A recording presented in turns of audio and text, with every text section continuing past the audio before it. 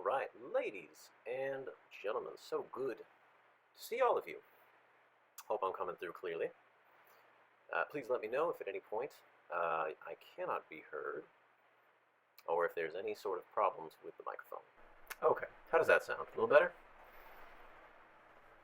So before we go ahead and get going, at the suggestion of a student today, I decided to go ahead and throw together a really quick little follow-along sheet, something that you could just sort of use to keep track of any ideas or any questions you might have. And so I'm going to go ahead and drop the link here in the chat, and so you can go ahead and make a copy of that for yourself. But the idea is, if you'd like to follow along and take down some notes, that's the place. Now, I can make some more in the future, maybe a little more detailed, a little more in-depth. But for now, we're just going to go ahead and start with that. So feel free to use that if you like. But yeah, we're going to go ahead and get started. And yeah, we're talking about the Cold War and decolonization, which are two things that, even though they seem like separate topics, really can't be disintertwined. They're basically two sides of the same coin. They're two defining traits of the second half of the 20th century. Now, I always like to ask students about the Cold War, and the joke always seems to be, oh, well, did it take place in the Arctic? Because it must be so cold. No, but we're going to talk about that. But that's why I like this meme right here. It kind of gets at the idea that, oh, look, it's a Cold War. And decolonization, which is a really big part of the second half of the 20th century. So, we're going to talk about both of those things. Now, of course, we want to make sure that we cover the ground rules as usual, which is that we want to treat each other with respect, we want to keep things appropriate, and we want to participate. Of course, it's more fun when you do, if it's more fun when you ask questions or point out unique things. This makes it better for everyone, so please, by all means, fill up the chat, feel free to ask a question, feel free to ask for clarifications, all good.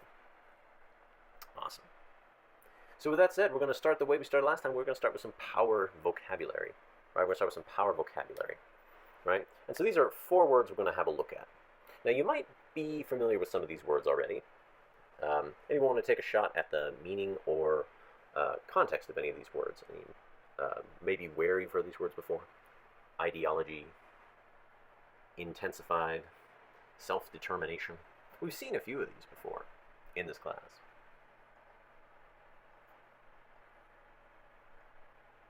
Yeah, no, it's true. An ideology is like a system of thought, right? Now, pray tell, what ideologies might we be talking about in the second half of the 20th century? What sort of ideologies might we be talking about there? Yeah, a system of thought. It could be like a group of different thoughts, but that all come together in like a coherent system.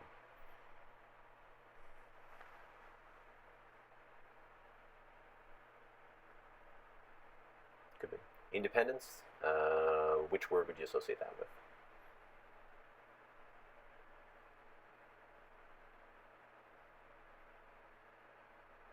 Oh, that would be the ideology, right? Oh, gotcha. Okay, I see what you're going for there. Democracy, communism, yeah, those would be the 2 of the Cold War ideologies, the big ones. Civil rights, yeah. Kind of goes back to the discourse thing we were talking about yesterday, right? A system of thought or a system of beliefs and how it changes. And civil rights is one of those. Cool. Well, we're going to play a little game really quick where we look at some pictures and we have a chance to kind of just say like, oh, I think this word is most appropriate for this particular picture. Now, even if you're not sure what the picture shows, or even if you know for sure what the picture shows, the whole point is to think a little outside the box when it comes to some of these ideas. So we're going to go ahead and do that now.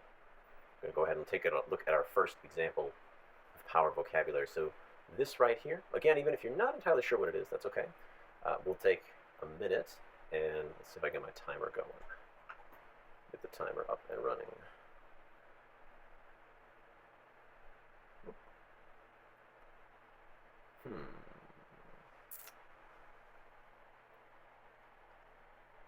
Oh, there we go. We have to shrink that a little bit. Wrong one.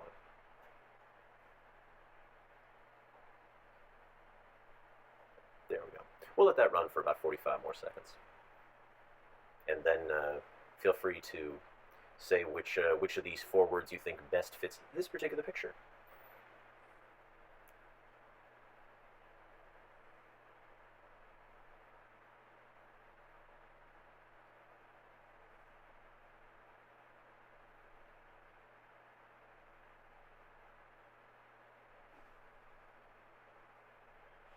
Hmm.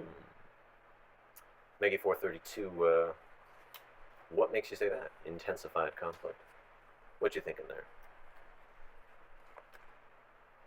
And anybody else, feel free to chime on in.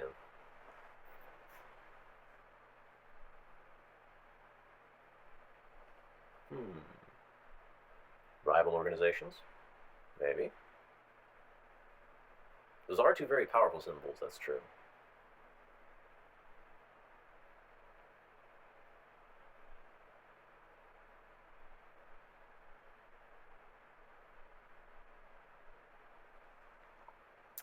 Well, so these two symbols, if you're curious, it looks like the United States seal at the bottom and the other.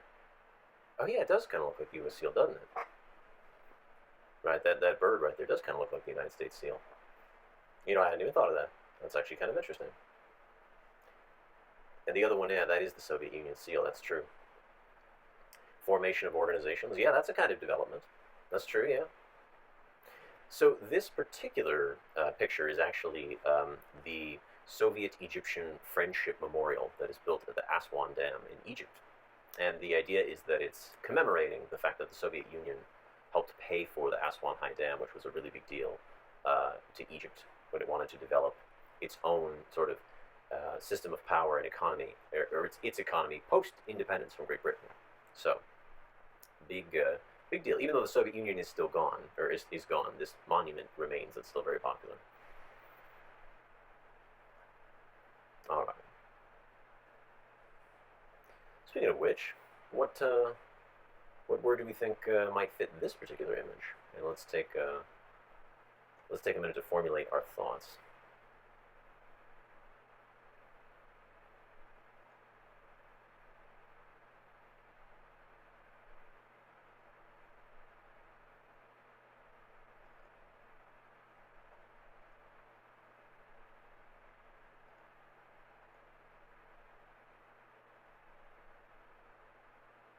Hmm.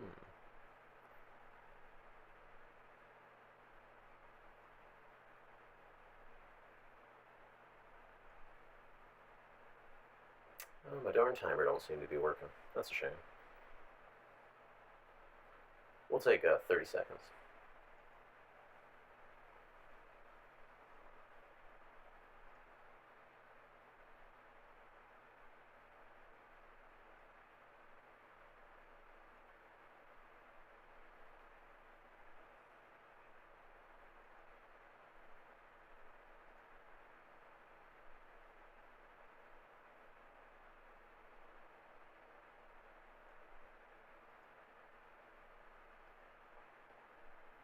Alrighty. What do we think? What word might fit this particular image best?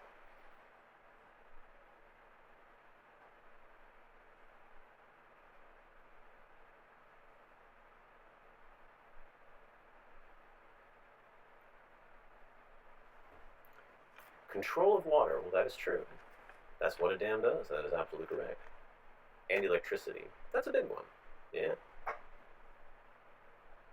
If you're curious, if anyone just is a little curious about how dams work, it's you just let water run through a turbine, and then it spins the turbine, which generates electricity.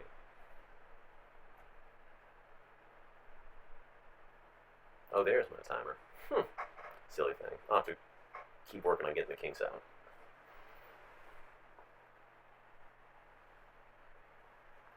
Interesting. Any other thoughts? Development, that's one.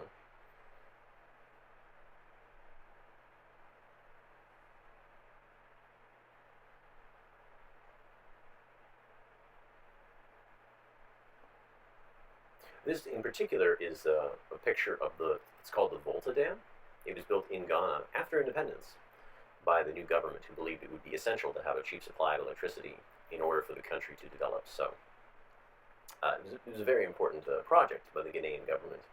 Arguably, one of the ways that they were able to become, or attempted to become, economically independent was through the construction of infrastructure like this dam. So, very important. Let's have a look at another image. And let's see if we can get the timer going correctly this time. Oh, there we go. Perfect. So we'll take 1 minute, and have a look at this image, even if you're Not entirely sure what it is, that's okay. Oh, it reset itself. Interesting.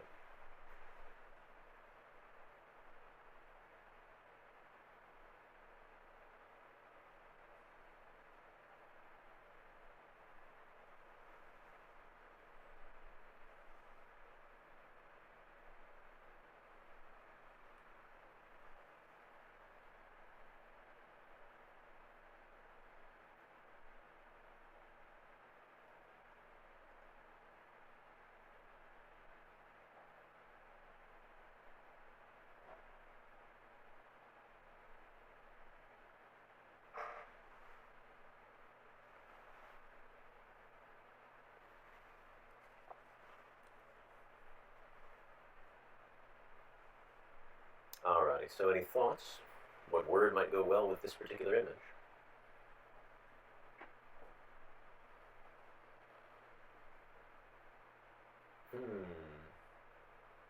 SN12 lol. Intensified conflict.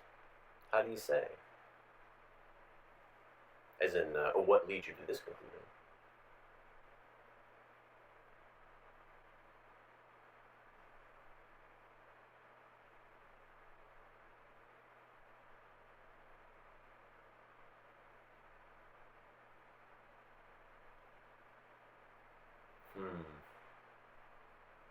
Infamous pointing out that there's the gun. Yeah, we'll talk a little bit more about that very particular gun. Oh, there's that picture right there, that image, that shows people kind of being pushed off of a place, yeah. So this is actually a picture of an Ethiopian soldier during the Ogaden War with Somalia. And you can kind of see in the picture, that's the idea that Ethiopia, backed by the Soviet Union, will defeat the Somalis and literally push them into the Indian Ocean. I don't think that was literally going to happen, but the idea is that this is a piece of propaganda, which we'll see a couple more of, don't worry. It's a big part of the Cold War. Awesome. Let's have a look at a few more, and then we'll go ahead and talk, then we'll talk content. So here's an interesting one. Let me just turn my timer back on. And fingers crossed, alright. What word do we think would fit here?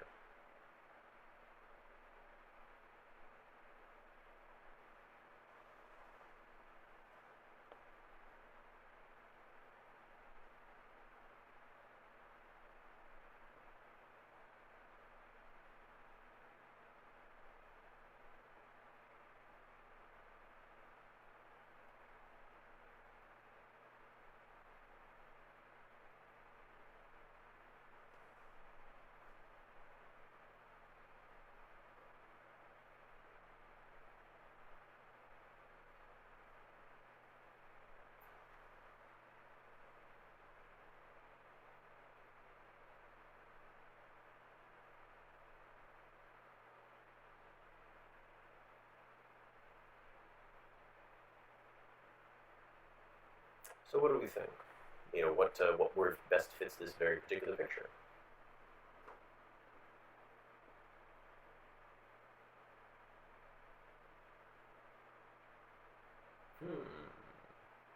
Development.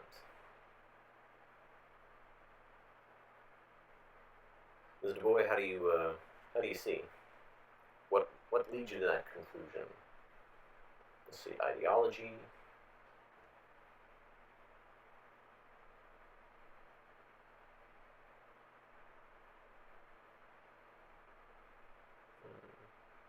I wonder what these symbols are. With these symbols on the bottom of the bowl and this thing right here. I wonder what those are.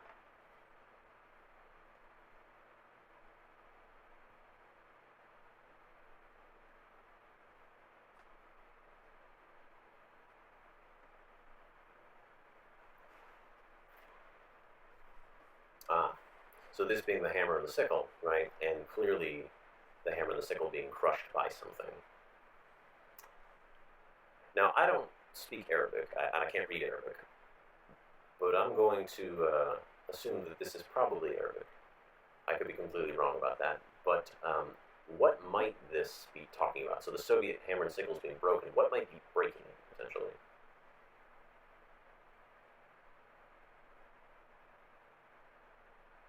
Oh. Afghanistan's the bull. Okay.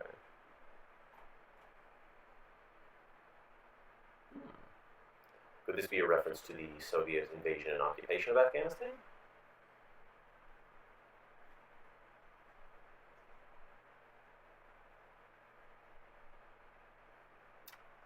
Indeed it is. Coach Boy, can you actually, can you read, does it actually say Afghanistan on there? I'd love to be certain about that. If you can maybe read it, that would be awesome. Oh, okay, wonderful. Well, now I know.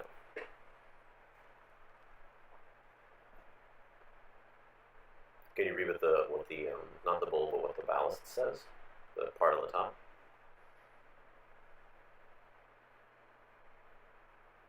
Well, anyways, do let me know. We're gonna go ahead and keep it moving, just so we can make sure we get through all of it. But so here is another picture. A couple of folks. What do we think this might be? What word might fit this best?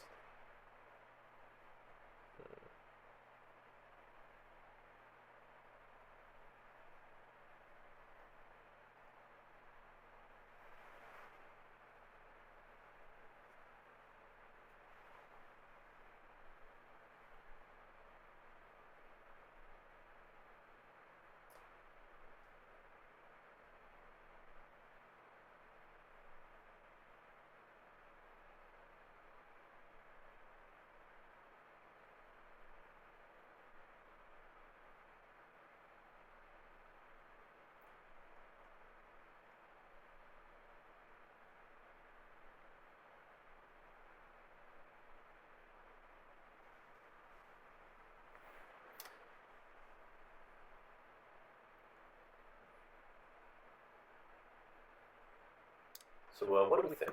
What do we think? What word might fit this gathering of gentlemen? Oh, got some interesting answers here. There could be leaders coming together into similar ideologies.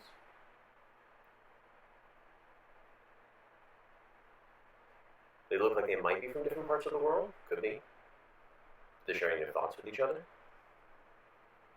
What might those thoughts be? Could they be of self-determination or development or maybe conflict? Who knows? But your inkling about it being different people from different parts of the world is definitely correct. This is the leaders from the left to the right. This would be Kwame Nkrumah of Ghana, with Gamal Nasser in the middle of Egypt, and then Sukarno of Indonesia. And this photo was taken in 1961 at the Non-Aligned Conference in Belgrade, in Serbia. Or, what was then Yugoslavia, now it's Serbia. Cool. So yeah, alrighty. Well, like I said, it's always good to practice and think about some of these words, because these words do tend to show up.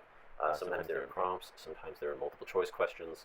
So it's always good to be able to think about them in multiple mediums and in multiple instances. So yeah, let's go ahead and then let's just actually talk a little bit about the Cold War and decolonization.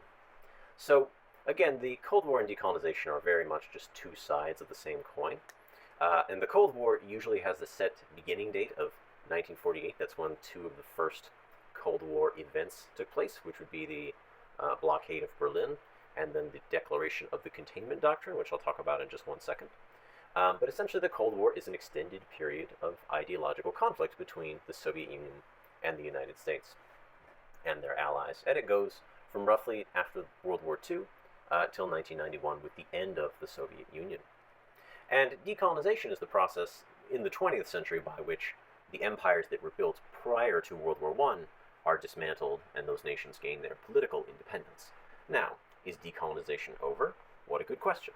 There are some places around the world that are still occupied by what we would call the imperial powers, although the relationship might have changed a little bit, but this is why I don't put an end date for decolonization, because it's debated. Now, one thing I always like to point out when we talk about the Cold War is, did it really start after World War II? Because the United States and the Soviet Union had a really tense relationship right up until World War II, when they both became the best of friends in order to fight the Nazis. prior to that, things were pretty frosty, if you'll pardon the pun. And for example, during the Soviet Union's own revolution in 1917, American troops, as can be seen in this picture, actually occupied Russian territory in an effort to, well, officially it was to protect American property. Unofficially, it was to prevent communism from taking hold in Russia. So, pretty frosty relationship from the get-go. Just something to keep in mind. But let's talk really quick about the first part of this unit, which talks about the building up of and the growing tensions that eventually led to the Cold War. Now, real quick, I know there's a lot of text here. Can we see this? Does this come through kind of cleanly? Is it blurry, or should I extend it?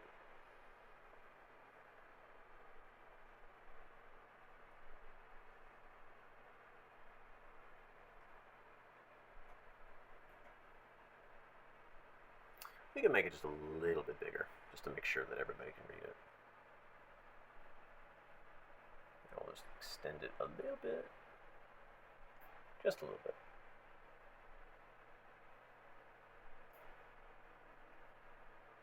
Bada bing, there we go. Okay, that'll help a little bit. So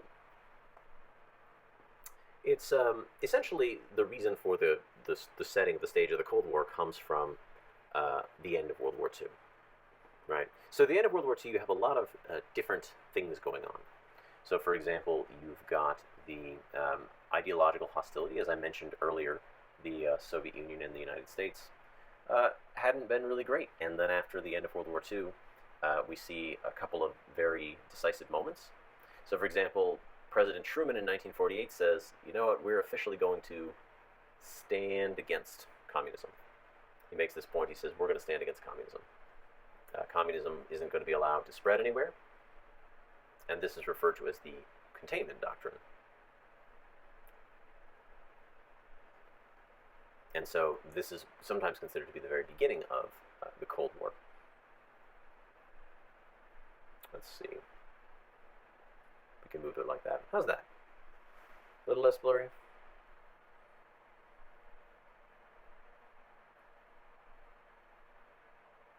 Some of these do have a lot of text, so I do want to make sure they are visible. Do want to make sure they're visible. That's all right. We can fix my face. It's all good. You don't need to see my face. You just need to see the slide. So that's okay. Alrighty. So sorry. As I was saying. Anyways, the purpose of setting the stage for the Cold War is that there was an ideological hostility, and that meant that on a fundamental level, both the United States and the Soviet Union thought that the other one was out to destroy the other, right? The USA thought that the Communist Party was going to overturn American democracy, and the Soviet Union thought that the USA was out to destroy the Soviet Union. So both sides were very suspicious of one another, and this is one of the features of the Cold War, right? So at the same time, decolonization is also happening, and we'll talk about some places where they overlap, but decolonization comes about through two processes. On the one hand, World War II, which involved Europeans fighting Europeans, had devastated Europe, and the European powers were in no position to hold on to their empires, because empire can be expensive, even if you get some resources.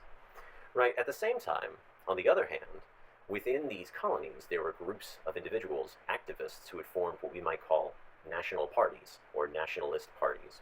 And the most famous one that we probably have all heard of is the Indian Congress Party.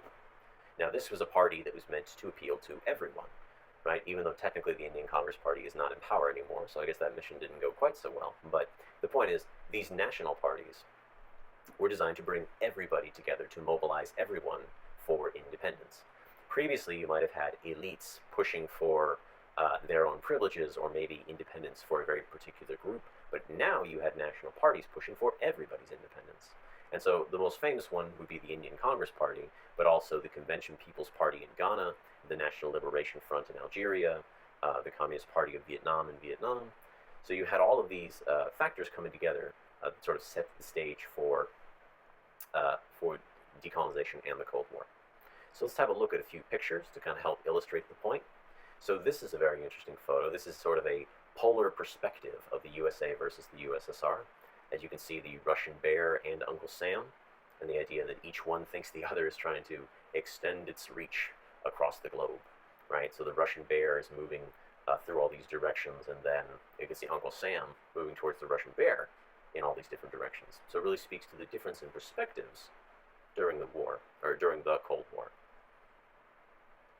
You also have the buildup of rival social, military, and economic systems.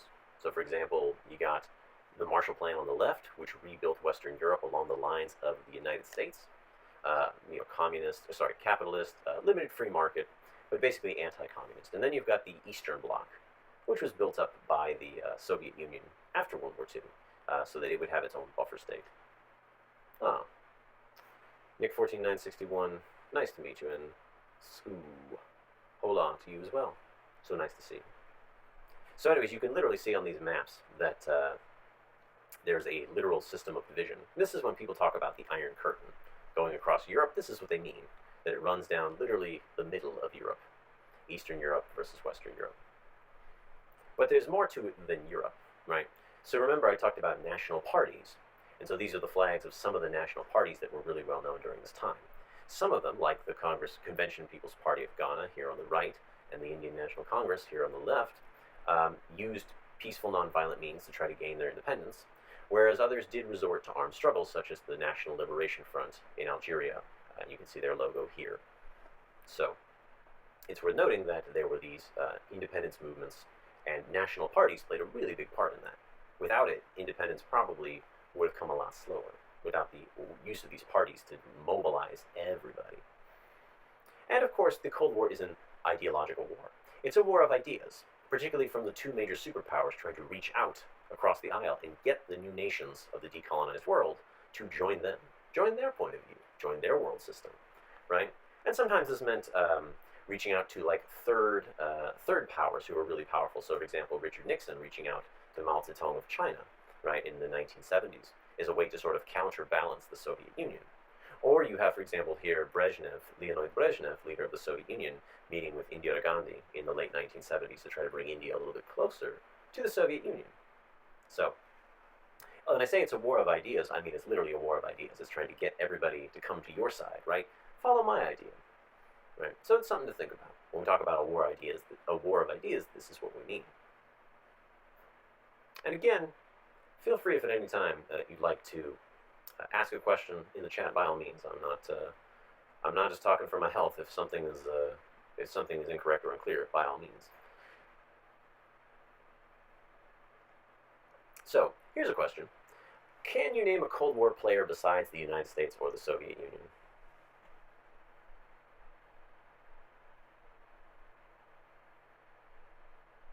And if you can, go ahead and throw it in the chat. And can you name a Cold War conflict? Have you heard about a Cold War conflict? Let's see. Interesting. Oh, Nick. Yes. What an interesting question. No, that's a very particular style. That's just a very particular style of wearing one's eyebrows.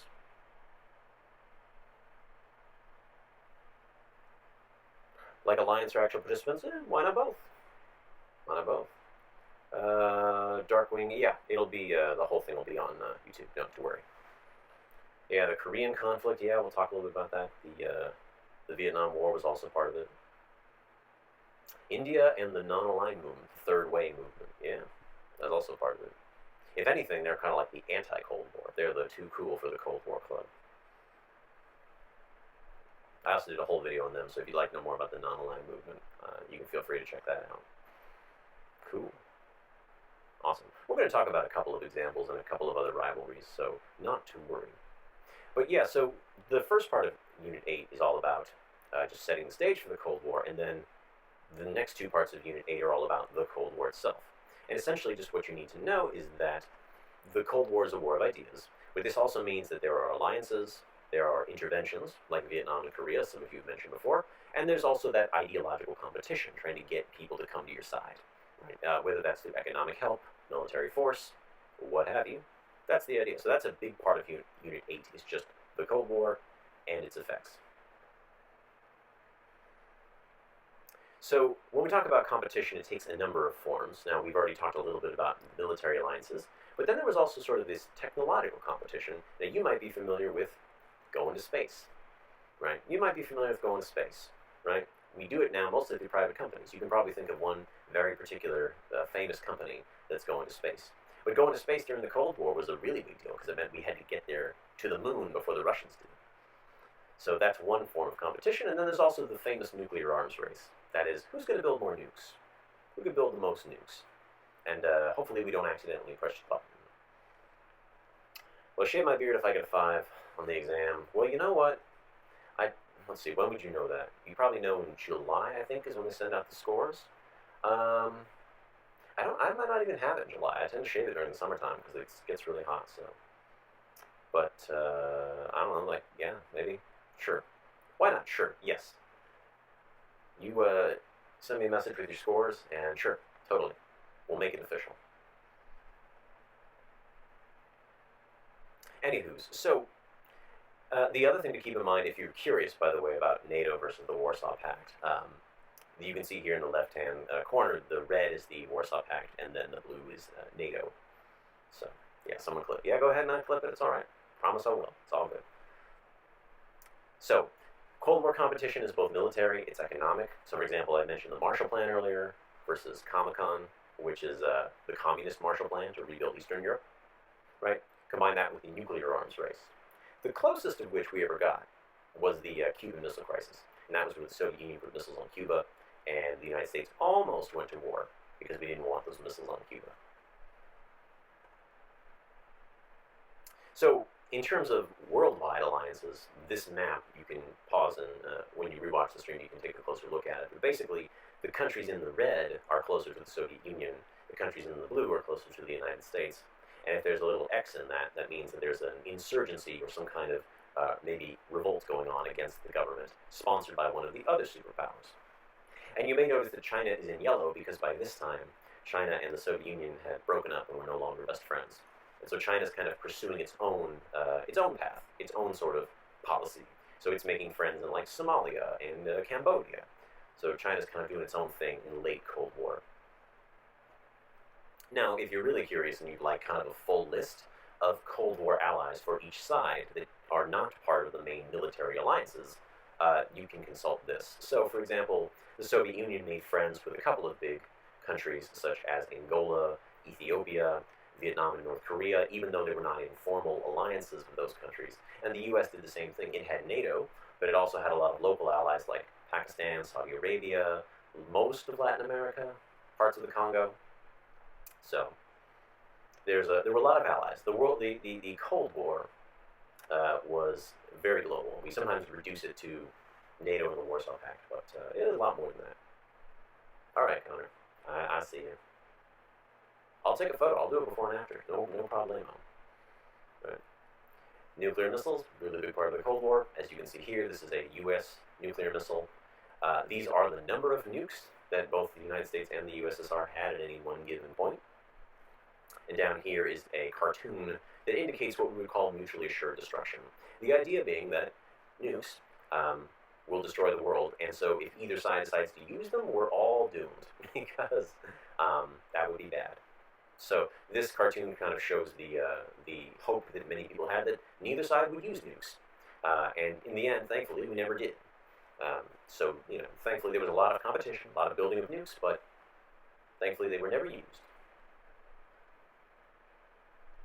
Now, when I talked about proxy wars, conflicts, right, such as Vietnam or Korea, these are what we call proxy conflicts. These are the hot wars, if you will, in the Cold War, in which places stand in for the superpowers and fight each other on behalf of the superpowers, usually taking the form of some localized conflict.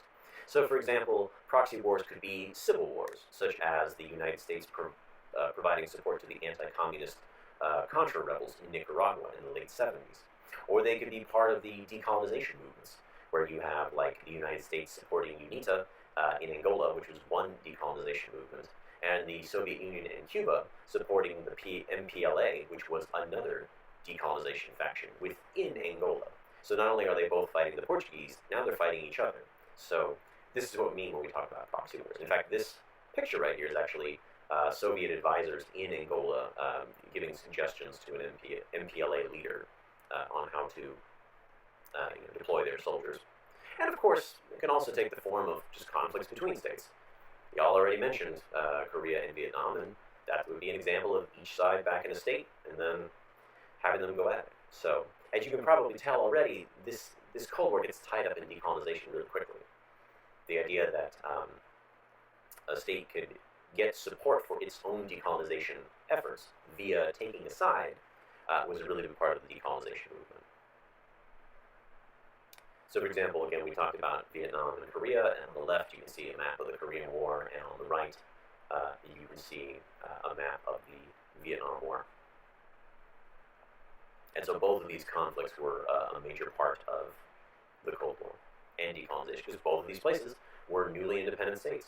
Korea had been a colony of Japan for many years. So some people have also already mentioned the non-aligned movement, and so that is also worth remembering, that there were people who were too cool for the Cold War, didn't want to be involved. And the first meeting of these people would be the Bandung Conference, the map of which you can see here on the left, or the bottom right, sorry. And then at the top you can see the non-aligned movement conference participants. So these were places that were largely outside of the big military alliances, and so they were often former colonies who just wanted their independence and wanted to be left alone.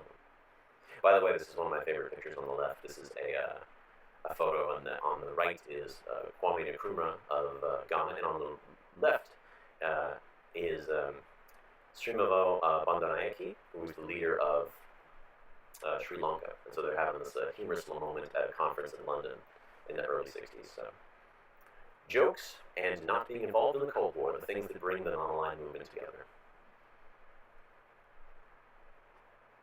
Cool. Now, of course, we can't talk about the Cold War without discussing the spread of communism, which is a thing that, it has its own unit, which is kind of interesting, has its own, like, sort of unit, but hey. But basically, yeah, during the Cold War, some places adopted communism. It's pretty much as simple as that. But why some places did, and what they did with it, in terms of redistributing resources and land, is really interesting. Even more interesting might be the fact that some places who totally did not adopt communism still did sort of communistic things, right, like redistribute land. So it's kind of interesting how that whole works. And so let's take a quick look at an example of a country that was not communist, but still redistributed land sort of like a communist might. So that would be Iran, which at the time of this revolution, this reform, was ruled by a guy called the Shah, aka the Emperor.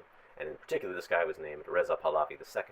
Now, he wanted to sort of solidify his absolute rule and get the people to like him, as well as kind of curb the power of the local elites and strengthen Iran's agricultural sector. And so what does he do? He takes all of the land and gives it to the people, just redistributes millions of acres of land, which did make him popular.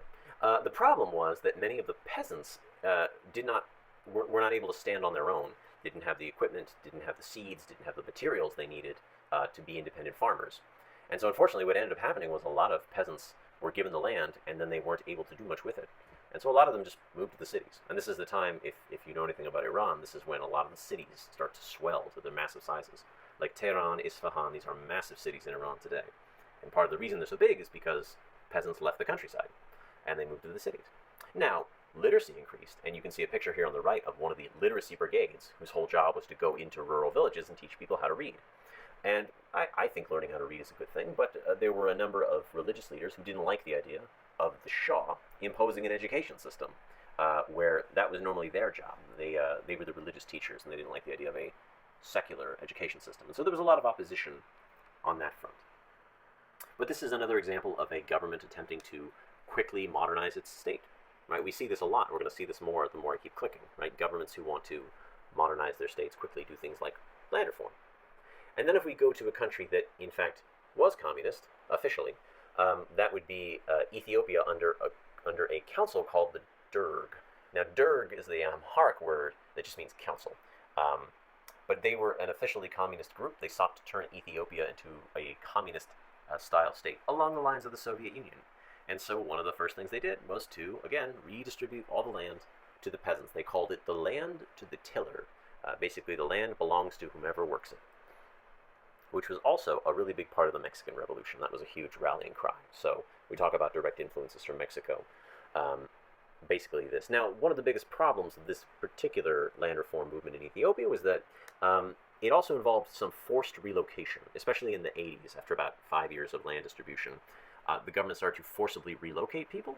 Now, their argument was that, particularly in the north of Ethiopia, population growth had made that area unfarmable. Like, it was unfarmable, there were too many people, we have to move some of them. However, this was usually done very haphazardly, and not a lot of support or facilities or money to do it, and so the relocation sometimes just became, death marches. It became really bad. And all the disruption of this movement of people contributed to a famine from 1983 to 1985, which killed about 1.5 million people. And so, again, the desire to not only win support, which the Derg did win support. They redistributed the land, and for at least a little while, the peasants were pretty much willing to support them no matter what they did. The problem was when you start telling peasants where to go, people tend to get upset. So, governments redistribute land for a variety of reasons. It has to do with not only strengthening one's country, but it also has to do with improving one's economic situation. Now, of course, we can't talk about the spread of communism after 1900 without talking about the ultimate communist country in Asia, which would be China. Now, you probably, if you've looked at Unit 7, you've talked about World War II, you know that part of the reason the communists were able to win the civil war in China was that the Japanese had mostly targeted their enemies, the nationalists under Chiang Kai-shek. That would be the Kuomintang Party. And so it was the weakening of their enemies, plus their mostly popular support among the peasantry, as the Communist Party under Mao Zedong had given the peasantry guns and weapons, not just to fight the Japanese, but also to fight their own local landlords if they refused to give them some land. So it was the popularity with the peasants, as well as the fact that World War II did not affect the Communist Party as badly as it affected the nationalists, that sort of led to the situation in which the communists were able to win. And Mao Zedong, as you can see here on the left, became the great helmsman. He was the leader of communist China. And while there's a lot to say about Mao Zedong's rule over China, I mean, in short, it basically followed the Soviet model, right? They attempted government-guided industrialization. They built a 5-year plan. Many people have heard of the Great Leap Forward and the collectivization of agriculture. And in particular, the famine that resulted from the Great Leap Forward, because, for example, if you take peasants and you force them to go build roads, or force them to go build dams, or force them to go make steel in their backyard with improvised steel mills, it's not going to go well. And the problem with that is that then no one's watching the crops, and the crops die. And so then there's not a lot of food, and you have a really bad famine. And then, of course, China also becomes a Cold War player, just like the Soviet Union, and it starts to make its own allies. For example, Somalia and Cambodia, as I mentioned earlier. In fact, China even goes to war with Vietnam in the 1970s because Vietnam went to war with Cambodia. So China, again, becomes its own sort of Cold War player. And then China's history takes kind of a new chapter with the guy here on the bottom right. His name is Deng Xiaoping, and he takes power in the mid-'80s, and he completely changes Chinese history. But yeah, we can talk a little bit about that. That'll be some other time. Lionix, oh, thanks so much for joining us. Yeah, we were talking about history. Feel free to stick around if you'd like. So, that's the Cold War in a nutshell. That took a lot of time. I apologize. I didn't think it was going to take that long to talk about it, but that is what it is. So, we'll have to keep decolonization brief. But can you name a country that gained its independence after World War II?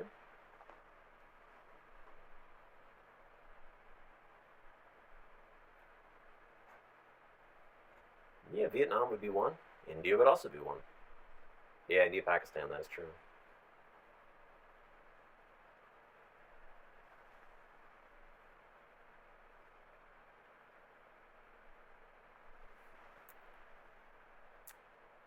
South Sudan. Alright, I see what you're doing there. South Sudan.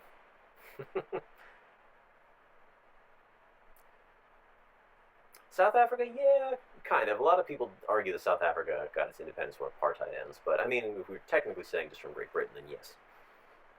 Egypt, yeah. Iran, yeah. I mean, it was able to finally sort of push the Russians out, at least. America, maybe not till 1979. Chile, yeah. Well, no, I think Chile was independent, but maybe economically, right? Economically, yeah. Yeah, West Africa. Good stuff. Yeah, the great game in Afghanistan. Yeah, I got you. That's true. Cool. Nice, nice. Nice lot on a little list.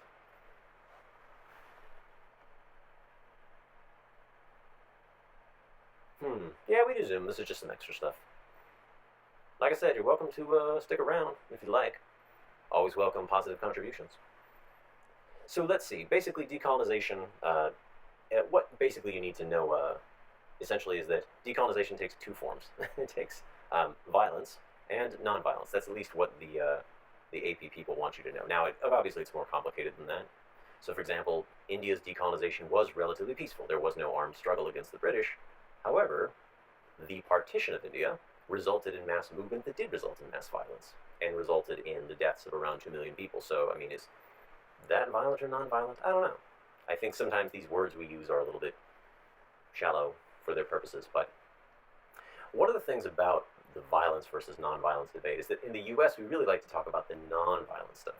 We like to say, like, hey, oh, wasn't it great? It was nonviolent. But particularly in Algeria, there was a guy there named Frantz Fanon, and he came from the Caribbean to fight with the National Liberation Front against France. And he wrote a book called A Wretched of the Earth. And basically what he said, he's like, decolonization can't be nonviolent. It has to be violent. Because colonization was violent, and therefore the only way to decolonize is to use violence against the colonizer. Now, of course, for example, Gandhi probably would have disagreed with that, but that was his take on this particular topic. And so, for example, the decolonization of Algeria and Angola and all the Portuguese colonies, Algeria was a French colony, but the Portuguese colonies was incredibly violent. Portugal refused to give up its colonies. In fact, it only ended and did, in fact, give its colonies independence after a revolution in Portugal itself. When a lot of young army officers were like, you know what, I don't want to go die in Mozambique for, like, this dictator that I don't even like very much. So, we talked a little bit about Vietnam as a case study of decolonization kind of getting tied up in the Cold War. And Ghana is a great example of those nationalist parties I was talking about. So, for example, the Convention People's Party won some local elections, and then they were able to pressure the United Kingdom to grant them independence, which the United Kingdom did in 1957. And the Gold Coast, which is the name of the colony, was renamed to Ghana, and it became independent. So independence takes multiple forms, and depending on the empire, it might have been more peaceful or it might have been more violent. So if it was the Portuguese or the French or the Dutch, you had a more likely that it was going to be a violent decolonization versus, say, the British or the United States. It was more likely to be peaceful, although that's, again, not to say it would always be peaceful, like the Mau Mau insurgency or the emergency in Malaysia. It wasn't always going to be peaceful, but on net, a little more peaceful than, say, the French, the Portuguese, or the Dutch.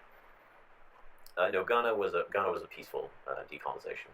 They were, I think it's literally called the Ghana Independence Act, was passed in England, and then they agreed to just sort of let Ghana be. Now, I mentioned earlier how Pakistan was created out of British India, and so one of the other things they want you to know about the decolonization of these places is that it takes not only just the borders of the colony, but then within the colony itself, people want their voices heard and they want to be independent. So you've got the India-Pakistan thing, which we've already talked about, Pakistan being like the Muslim state that the Muslim League is pushing for. But then you have a couple of other interesting examples, such as the Silent Revolution, or Quebec nationalism in Canada. So that's our neighbor to the north.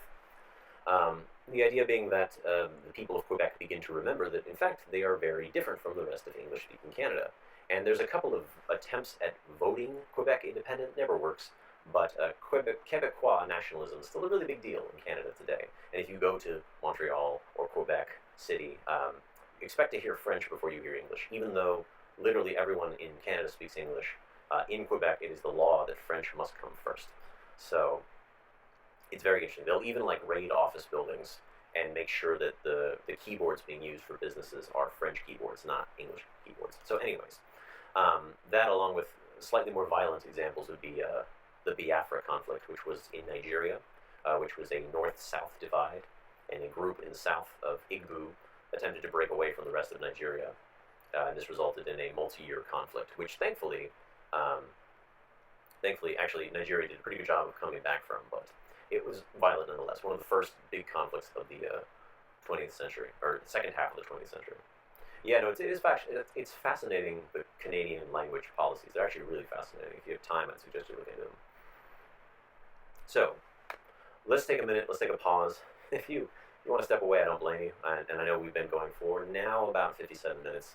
We're only about halfway through, I do apologize. But here's a practice question. This is a short 2-paragraph document, and there are 4 potential answers here. So I'm going to set the timer for about 5 minutes, and if for some reason you You should finish early. That's awesome. But yeah, let's see if I can get the timer to show up.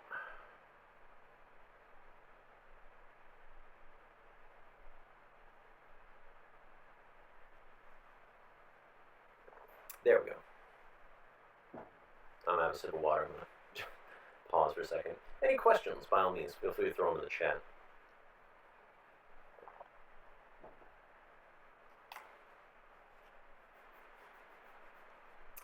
Yeah, we're going over now. We're definitely gonna have to timestamp this one for YouTube.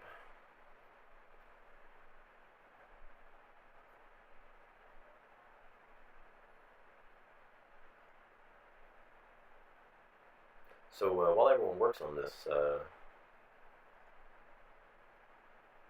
Linux, I don't know if you're still there, but I'm curious how you found the channel. Just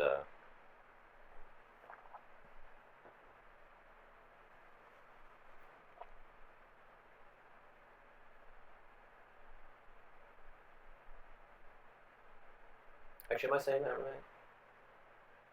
Linonish?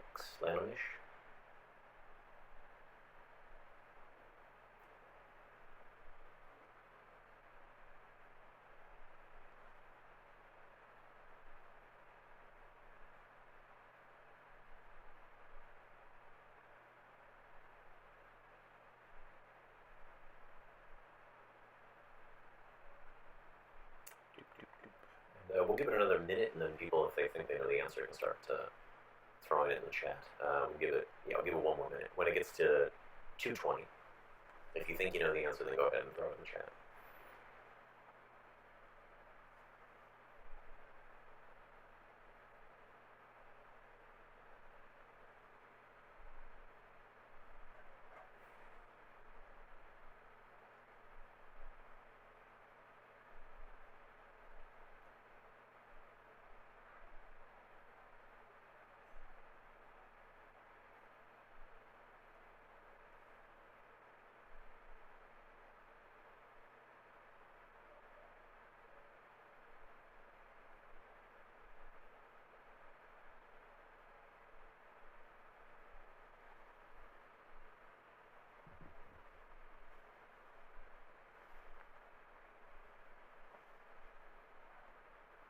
All right, what do we think? Is this article talking about communism? Is it talking about political Islam? Is it talking about nationalism? Or is it talking about anti-imperialism?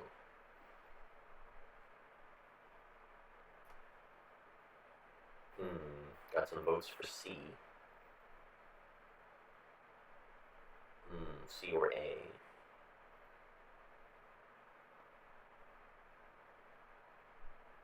Alright. Well, it looks like the consensus is C, but if anyone has any other thoughts, by all means. It is worth noting that what is being described in the text does seem to be talking about the nation, right? It's talking about the nation of Iran, and it's talking about how to make the nation of Iran better, right? Now, I know we may normally associate Iran with, say, the Islamic Revolution of 1979, but the date on this is 1937, so, again, we're always checking the dates on these things. So we could eliminate political Islam, and we could also probably eliminate anti-imperialism, just because those things don't seem to have any connection to the document. But that leaves C and A, and I don't know, the educated elite of Iran, we don't tend to associate Iran with communist movements, although that doesn't mean Iran didn't have a communist party. It did. It was, in fact, a very active communist party, but in this case, it is C, because the gist of this document is nationalism, right? It's talking about how to make the nation of Iran better. And what this document reminds us of is that most of the major independence movements during decolonization were nationalist movements. They might have had some, communist, socialist tendencies, but they were fundamentally nationalist, not communist or socialist. So, good practice. All right. Let's really quick talk about how these new states built themselves up. And there's just two things you really need to know. One is that no matter where you were in the post-colonial world, right, the government played a very active role in trying to build up the society and the economy, no matter where you were. The College Board likes to say that it was only some governments did this, but literally, every case study of post-independence, there's some government doing something. So it's not It's not a case of some governments doing it. It's all governments do it. And also the fact that economic ties remain with the home country means that there's a lot of migration actually from the former colonies to the home country, or the former imperial power. So we'll talk about that in a second. Thank you, Mr. Boss, or Mr. Boss Bassoon. Thank you so much. Appreciate that. So again, a lot of text here, but let me just kind of run down it really quick. So how does the government potentially build up its economy? Well, why they did it was pretty straightforward. We're an independent country, and we need to not be at risk of ever being colonized or conquered again. We're going to build up our industry, and we're going to become strong. If that sounds familiar, that's something we also saw a lot of in Unit 6, right? China and the self-strengthening movement, Japan and the Meiji Restoration, Russia and Egypt. We've seen this before. This is a very common thing in history, is that a country wants to become strong to protect itself. Well, how do you do that if you're a newly independent country? Well, one thing you can do is you can take over the foreign-owned assets of your former imperial power. And so, for example, Saudi Arabia and Algeria did this, where they took over the oil production facilities that had formerly belonged to private American or European companies. You also might remember Mexico did this back in Unit 7. You can also break up large land holdings and distribute them to peasants, as we've already seen in the White Revolution in Iran. And you can also take over infrastructure. So if your, for example, railroads are owned by a private company, you take over them and make them part of the state. So a lot of new countries did this. They nationalized, they took over the assets of foreign companies. Nigeria actually has a really interesting policy here. They have something called indigenization. And that's not where the government takes over a company. What the government does do is say that 40% of the company has to be owned by Nigerians. So your local chapter of your multinational corporation has to be controlled by local people. So that's an interesting kind of variation on the nationalization, that is the government takeover of an industry. And of course, governments could guide social development. And the way I like to think of this is damn good development. What do I mean by damn good development? I mean, if you are the leader of an independent Ghana, you've got a big river. It's called the Volta River. What are you going to do? You're going to build a dam. You're the leader of an independent Egypt. You've got a really big river called the Nile. What are you going to do? Well, you're going to build a dam. And if you're a leader of an independent India, you've got quite a few rivers. But what are you going to do on a lot of them? You're going to build dams. So dam building, it's really interesting, became a really big feature of a lot of these post-independence countries, was to build dams. They could provide that cheap electricity and potentially provide some infrastructure. And so the question of, how well do these work? Good question. But the point is that the government sought to guide the development by funding these kinds of projects, right? This also included infrastructure, like in South Korea, the government of Park Chung-hee in the 1970s created a rural electrification campaign. And that is in part the reason why, no matter where you go in South Korea, to the smallest village, you will find electricity there. Because in the 1970s, the government said, we're going to make sure every village has electricity, even though we're going to do it kind of by force. We're going to make sure every village has electricity. So governments all over the place did this, and they did it in a variety of ways. Now, the thing is, a lot of these governments, after the 1990s, so by the turn of the 21st century, a lot of those leaders had been pushed out of power, or their policies had been disowned. So the question might be, did these projects fail? And the answer is, well, they didn't necessarily make these countries super strong, or independent, or non-reliant on the West. But they did create some social infrastructure, the modern education system that had not existed under imperialism.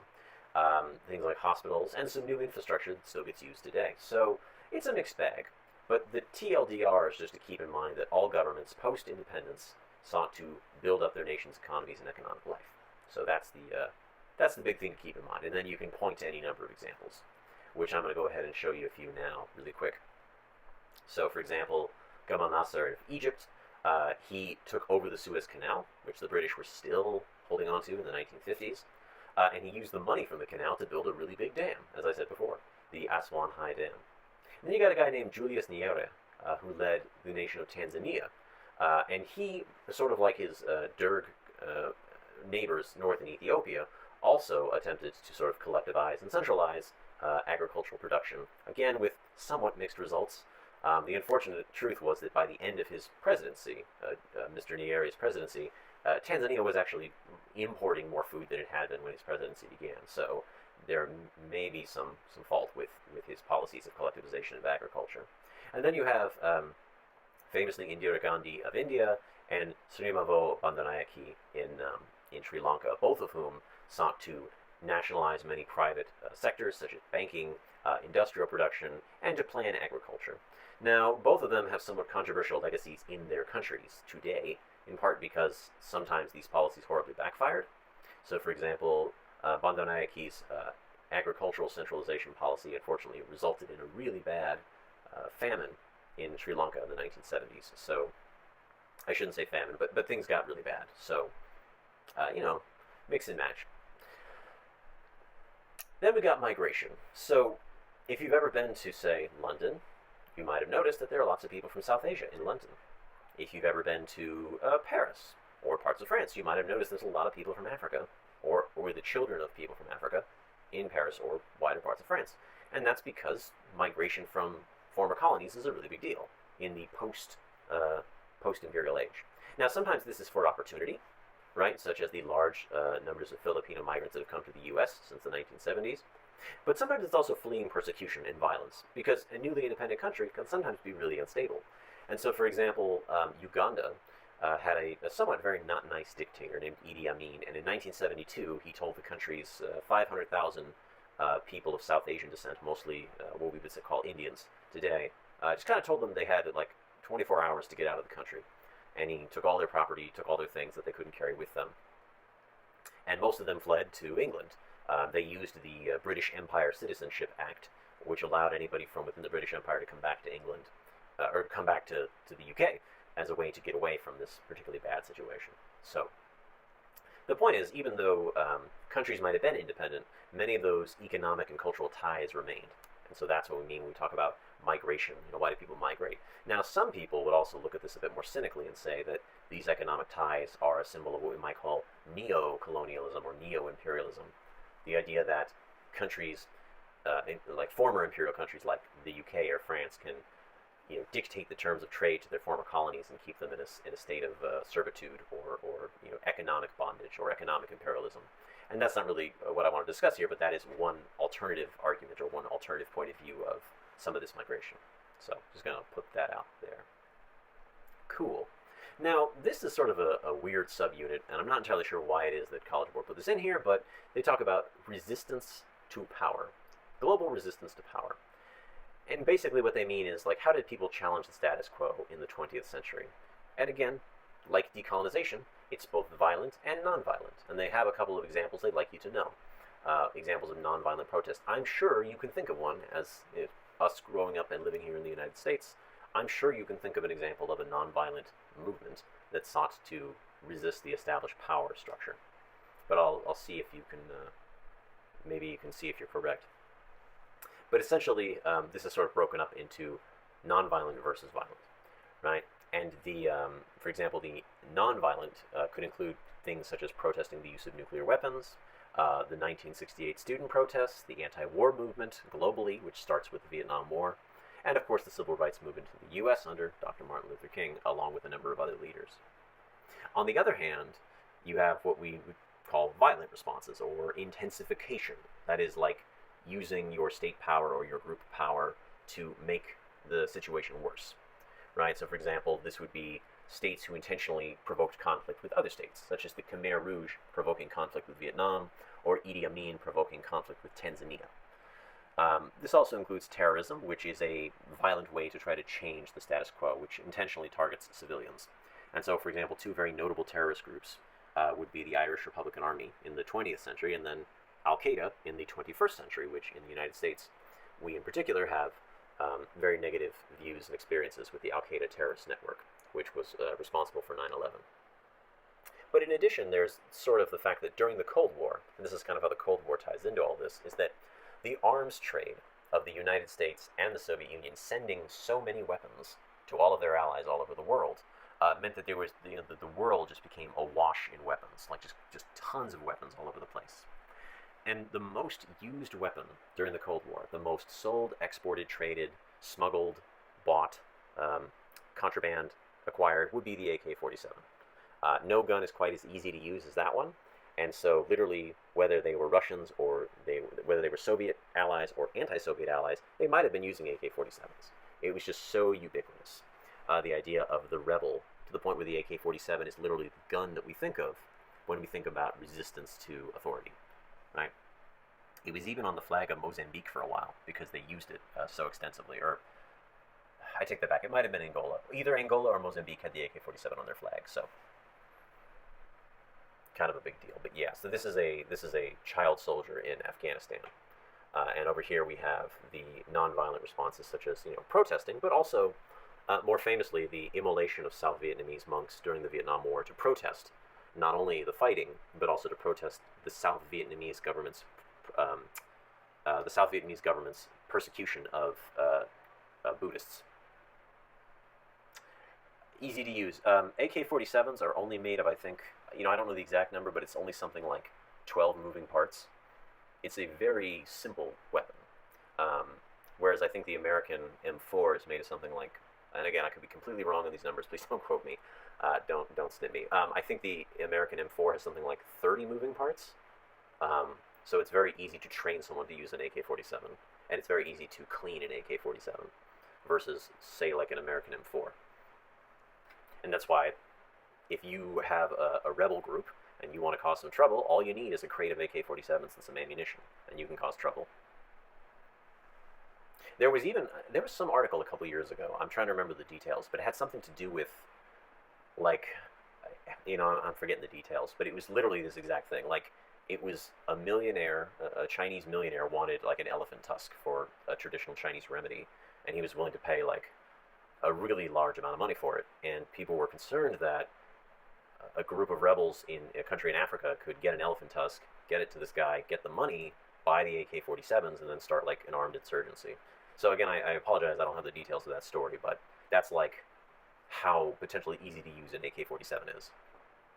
That all you need is, like, a couple dozen, and you are potentially launching a revolt against your government. So, intensification of violence. I mean, the Cold War in general is full of hot wars, so that's worth remembering, but there's some very particular ways in which violence was intensified. And then, of course, we have the end of the Cold War. And the reason why the Cold War ends is kind of complicated. There's a lot of reasons, but basically, the Cold War ends because the USSR collapses. Now, why does the USSR collapse? That would be political, cultural, and economic difficulties associated with the Cold War. So let's run down them really quick, kind of wrap things up here. So here's a nice little timeline about the end of the Soviet Union. Right. So it kind of begins really with, most historians agree it begins with the invasion of Afghanistan in the 1980s. This becomes the equivalent of the Soviet Union's Vietnam. It's a conflict, it went in, it's expensive, it's costly, but it can't get out. It needs to support the communist government in Kabul, that is the capital of Afghanistan. But at the same time, the fighters against the Soviet Union are being given tons of weapons by the United States and making it very difficult for the Soviet Union to effectively help the communist government in Afghanistan. So this is kind of it becomes literally a drain. Like they're pouring money and troops and they can't seem to win. And it becomes a really, like, sore spot. And then you get a really young guy named Mikhail Gorbachev who gets elected, and he wants to reform things. Now, Mikhail Gorbachev is a communist, like through and through. He believes in the Soviet Union, he believes in communism, but he believes that it's gone wrong, and he wants to reform it. So he has two ideas. He's got two ideas. One's called perestroika, it means economic reform, and the other one is glasnost, which means opening, or like an end to censorship. And so these two are kind of like a 1-2 punch to the Soviet system. Instead of, allowing for people to complain about the system and that would make the system better, people complained about the system, and then they also realized that the system was really, really broken.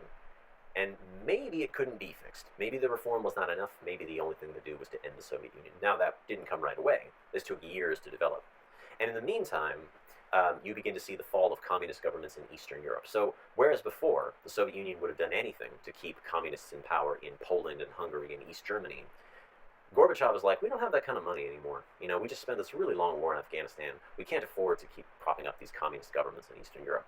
And so he kind of just lets the Eastern Bloc go. You might remember that picture from the earlier part of the slides where you had the Eastern Bloc. And he's just kind of like, well, see ya.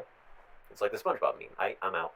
Just kind of let the Eastern Bloc fall. So communism ends in Eastern Europe by 1989. That's a pretty big deal. But even within the Soviet Union itself, there are trouble in paradise, so to speak.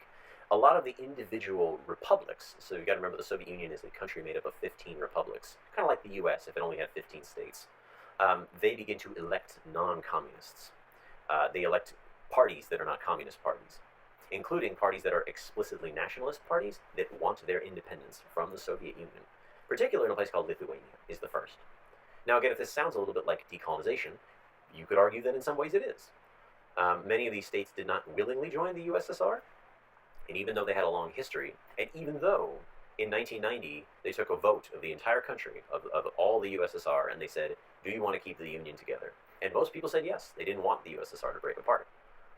But in fall of 1991, right as Gorbachev was going to sign a treaty that was going to reorganize the Soviet Union to prevent it from falling apart, sort of like loosening up the restrictions, hardliners, that is like hardcore communists who didn't want to see any change to the system, attempted to overthrow the government in Moscow. Now this didn't work.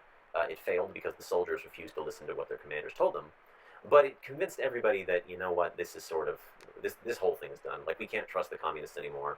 And interestingly enough, Russia, the largest of the 15 countries in the Soviet Union, and like where the capital was and the language everybody spoke, or at least officially spoke, they just decided, you know what, we're done. And so Russia withdraws from the Soviet Union, and then gradually every other country in the Soviet Union passes laws and regulations. So you know what, we're out, peace. We're done with this Soviet Union thing. And then as of the end of 1991, they all 15 of them get together in a place called Alma-Ata, which is the old capital of Kazakhstan, and they say, hey, you know what, we're just done. We're out. Peace. Like, the Soviet Union is now officially dead. And, you know, that's the end of the Soviet Union. It's interesting because, for the most part, it was a peaceful dissolution. There was some fighting in very particular spots, which we'll talk about in a second, but for the most part, the end of the Soviet Union was peaceful. It wasn't a big disintegrating civil war. It wasn't Armageddon with the United States. It was actually peaceful. The internal difficulties of the Soviet Union were, for the most part, the reason that it ended. Now, some people talk about the pressures of the Cold War, and there's truth to that. In the United States, conservatives like to talk about how we outspent the Soviet Union. Ronald Reagan and all of his like nuclear weapons building programs, and his Star Wars program, which was this like space laser that was going to be able to like shoot down nuclear weapons before they even got to the U.S., which ended up not being a thing. But like, we bankrupted the Soviet Union. That's what Americans like to say. In addition to the fact that we won the Cold War, that's what we also like to say. So, but I would also make the case that the internal pressures, the fact that Soviet agriculture was in trouble, and they'd spent all this money in Afghanistan, and, you know, the nationalism within the Soviet Union that was building, I think a lot of these are also reasons why the Soviet Union fell. So we should think about it as an external and an internal problem. But real quick, if you're curious what the map looks like, here's a map of the fall of the Soviet Union. So on the right you have the old Soviet Union all as a whole, and then on the left here you have the new Russia, and then all the other 14 independent states. You can kind of see down here a lot of new states. So yeah, that's kind of the fragmenting of the Soviet Union, kind of the breakup, and that's usually perceived to be the end of the Cold War. Now, it was the end of the Cold War, but it didn't mean it was necessarily the end of conflict. And the thing about the Soviet Union is that it had a lot of what we call cold conflicts within it, right? That the minute the Soviet Union ended, kind of became hot really quick. So for example, some of you might remember in fall of last year, it was all over the news for about a month and a half, there was the conflict between Armenia and Azerbaijan over a place called Nagorno-Karabakh. And that was a old Soviet conflict. Yes, it will. It'll be on the YouTube channel. Thanks so much for asking. So the point is, there were lots of conflicts that came out of the fall of the Soviet Union. And what's going on in Ukraine still, this is definitely also an old Soviet conflict. And then Yugoslavia is a totally different story, but if you'd like to look into that, basically the Yugoslav Communist Party held together like a multi-ethnic state, and the minute the Communist Party fell, nothing was holding the states together, and they fragmented, and there was an issue of one ethnic group living in the territory of another ethnic group, and then that ethnic group going to war with that new state to get that territory. And it was the same thing in Nagorno-Karabakh, the question of Armenians living inside of Azerbaijan, or in the case of eastern Ukraine, Russians living inside what is now Ukraine. So a lot of these conflicts have to do with old population that existed during the Soviet times, where it didn't matter where you lived because we're all part of the Soviet Union. So the fall of communism did end the Cold War, but it also kind of, allowed some new conflicts to grow. So that's the thing to keep in mind. Alrighty, I believe that is the end of the main presentation. If you'd like to stick around, I've got one more practice question. But if not, we're about 25 minutes over time, so I want to thank you all for joining me. This will be available later. If you have any questions, feel free. I'd be happy to take them to clarify anything that might have been unclear. But if not, have a lovely rest of your evening. And we are going to do the next stream, not tomorrow, but on Friday. I'll put some details on my channel, just so you don't miss it. We're going to do Unit 7. But if you're not going to stay around, please have a good night.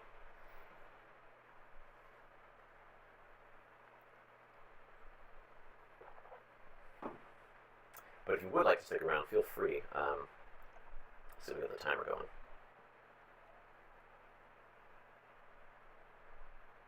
Thank you so much for showing up, Connor. Thank you, Maggie. Thank you so much for hanging around. Darkwing, thank you so much, Kyle. Oh, Kyle, you can stick around. Yeah. We'll work on shortening these next time, don't worry. Try to keep it a little bit shorter.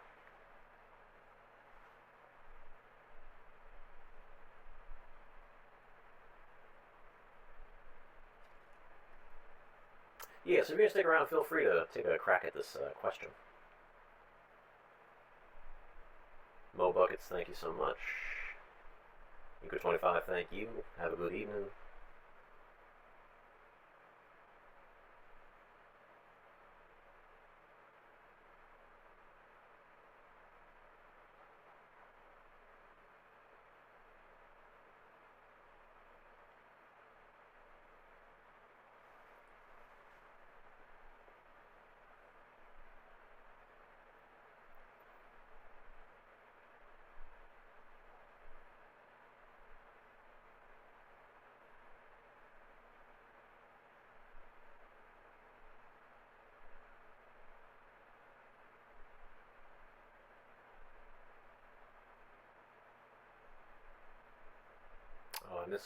I miswrote that question. It should only say referred once. My bad.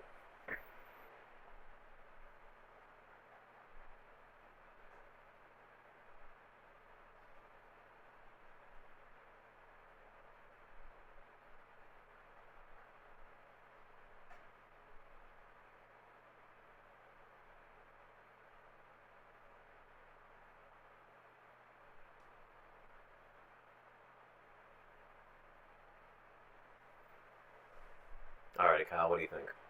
A, B, C, or D?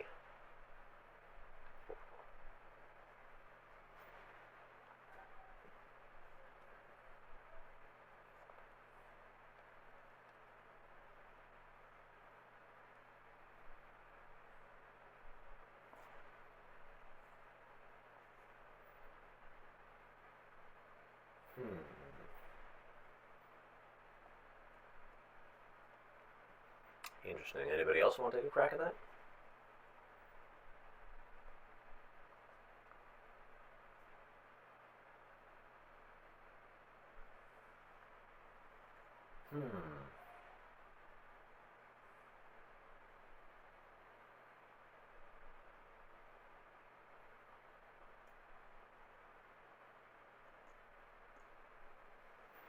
Alrighty, well...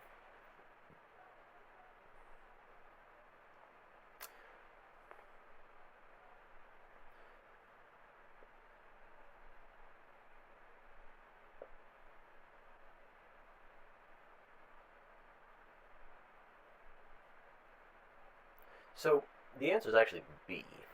The answer is B, in part because A, B, and C, or sorry, A and C and D refer to internal decisions, right? These are examples of states repressing their own people, not necessarily repressing foreign peoples. Whereas, for example, the U.S. war in Vietnam would be an extension of U.S. power to somewhere else, to inflict violence upon someone else. Whereas C, D, and A are all examples of the government using its own power against its own people. So that's where the except part comes in. So it's all of these except, which one kind of stands out. So, cool. Well, all right. In that case, I'm going to go ahead and log off and try to have this up by the end of the evening. But I want to, again, thank everybody so much for joining. And hopefully I'll see you all Friday, where we're going to talk about global conflict again. We got a lot of themes going here. But again, thank you so much for coming out, and I hope to see all of you next time. And if anyone has thoughts, feedback, anything of that nature, please feel free. Reach out to me, shoot me a message. I appreciate anything that anything you'd like to contribute, or ideas or thoughts, how we can make this better, how we can make this work for you, please don't hesitate.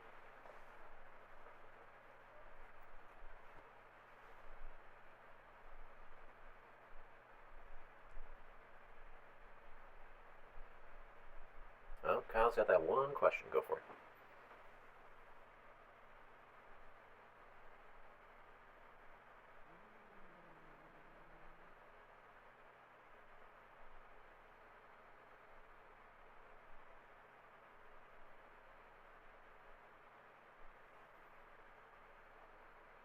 Actually, I'm gonna thank you so much for asking. I'm actually gonna do the. I think we're gonna do it at 6, just because it's a Friday, and I know people don't want to spend all their time on stream on Friday. So I might move it to 6, but I'll announce it on the Twitch channel tomorrow.